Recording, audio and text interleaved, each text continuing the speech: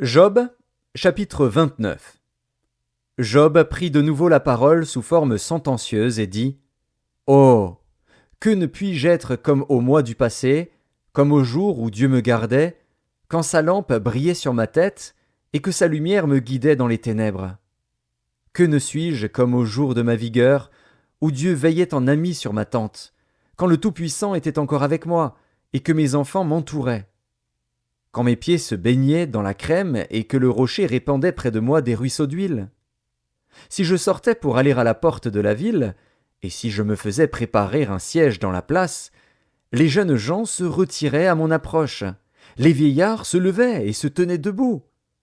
Les princes arrêtaient leur discours et mettaient la main sur leur bouche. La voix des chefs se taisait, et leur langue s'attachait à leur palais.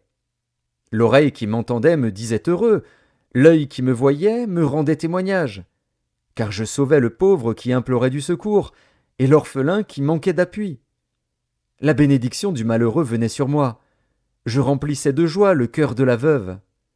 Je me revêtais de la justice et je lui servais de vêtements. J'avais ma droiture pour manteau et pour turban. J'étais l'œil de l'aveugle et le pied du boiteux. J'étais le père des misérables. J'examinais la cause de l'inconnu. Je brisais la mâchoire de l'injuste et j'arrachais de ses dents la proie. Alors je disais: je mourrai dans mon nid. Mes jours seront abondants comme le sable.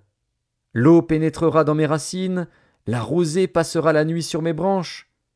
Ma gloire reverdira sans cesse, et mon arc rajeunira dans ma main.